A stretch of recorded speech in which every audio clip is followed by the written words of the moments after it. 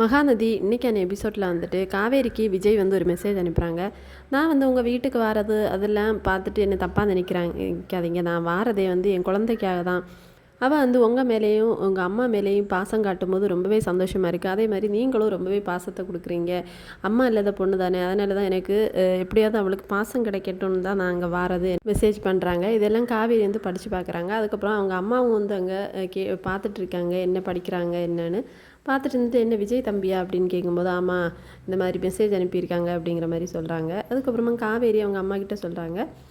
அவங்க வந்து அவங்க விஷயத்தையெல்லாம் சொல்லிட்டாங்க. கல்யாணம் முடிஞ்சதுக்கப்புறமா பார்த்தீங்கன்னா ஏதோ ஒரு பிரச்சனையில் வந்து அவங்க வந்து இறந்துட்டாங்களாம் அப்படிங்கிற மாதிரி சொல்கிறாங்க. அதுக்கப்புறம் சாரதா சொல்கிறாங்க, நல்ல பையன்தான், வசதி படித்த பையன் வேறு, ஆனால் வந்து அவனுக்கு வந்து மனைவி கூட வாழ்கிறதுக்காக கொடுத்து வைக்கலை அப்படிங்கிற மாதிரி சொல்கிறாங்க. உன்னை வந்து காவேரி சொல்கிறாங்க, ஓ அப்போது என்ன வந்து அங்கே தள்ளி விடலான்னு பார்க்குறீங்க அப்படி தானே அப்படிங்கிற மாதிரி சொல்லிகிட்டு இருக்காங்க. மறுநாள் காலை காவேரிக்கு சாப்பாடு எடுத்து வைக்கும்போது அம்முக்கும் சேர்த்து வைக்கிறாங்க. அப்போ காவேரி கேட்குறாங்க, எதுக்குமா இப்படி பண்ணுறீங்க? இதை பார்த்தா எங்கள் பிரின்ஸிபல் திட்டுவார் அப்படின்னு சொல்கிறாங்க. அப்போ வந்து சொல்கிறாங்க, நீ பிரின்ஸிபல்கிட்ட சொல்லி ஒரு அம்மா இல்லாத பொண்ணுக்கு சாப்பாடு கொடுத்து அவ்வளோ தப்பா அப்படின்னு கேளு. உனக்கு சொல்கிறதுக்கு கொஞ்சம் தயக்கமாக இருந்தால் சொல்லி நான் வந்து கேட்குறேன், கொண்டு போய் கொடு அப்படிங்கிற மாதிரி வந்து சொல்கிறாங்க. காவேரி வேறு வழி இல்லாமல் சாப்பாடு எடுத்துகிட்டு போயிடுறாங்க. இதோட இன்றைக்கான எபிசோட் முடிச்சிருக்காங்க. தேங்க்ஸ் ஃபார் வாட்சிங்.